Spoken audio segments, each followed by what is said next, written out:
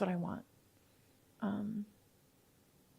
So yeah, I'm really, really very grateful to him. I mean, I've been on sets where people tried to get me fired. I've been on sets where, I've been written out of things, and, I've had all those things, but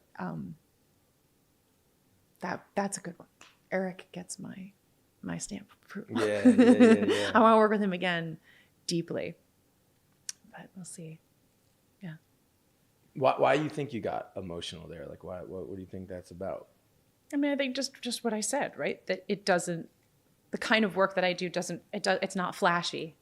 So it doesn't pay off in tangible ways very often. And so I very much have cultivated a sense of like, if I feel good about it, then that's all that matters. Right? I love external validation, but I can't rely on it. So, I'm one of those weirdos who doesn't watch anything I do ever, because that starts to put it on an external thing. I want to leave at the end of the night and be like, okay, do I feel like I found something, I had a moment that was real, that I connected in some way? If that's true, then I'm happy, and that's all I need.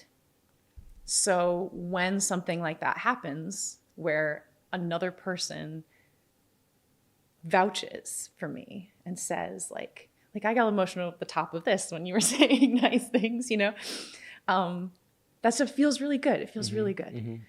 And it's validation of, the little girl that has loved this forever and usually either was ignored or sort of shunned for it. You talked about acting saving you, and when I was very wildly unpopular when I was younger, I stopped talking for a while. There was I talked at home, but there was a time at school where I just didn't open my mouth because everything I said seemed to sort of elicit some kind of insult or backlash of some kind. But I'd always loved acting and singing and dancing and doing things like that. So I went out for the play. I don't know why, in 7th grade, just did it. And that was the only time I talked at school, was for my lines in the show. And so there was a real part of and then when I did finally kind of start coming back out of my shell, it was with those kids, right? The kids that I had done the plays with, and they've become my lifelong best friends. Yeah. So there is a sense of this part of me that is childlike, that wants to be 12 forever, but was so slapped down at that time for being that. Anytime I get any little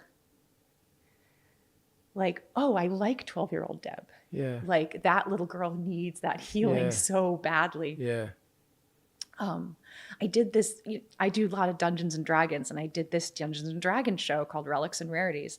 And literally it was 12-year-old Deb brain on a paper that I handed to some people, and they made a set, and we hired people, and we did the show, and you can watch it, and I didn't realize it at the time. And then when it came out and people had positive things to say about it, it floored me, because it was validation that I didn't even know I needed, because that girl had been so quieted within me. And I had poured her into this show, and people were like, oh, I like this. And that was enough to kind of make me shake. I'm a little shaky now. I'm needy, I guess, in that way. And you think this all stems 12-year-old Deb, and what was going on in your life then? I hate it. I hate that what you hate what? That 13-year-old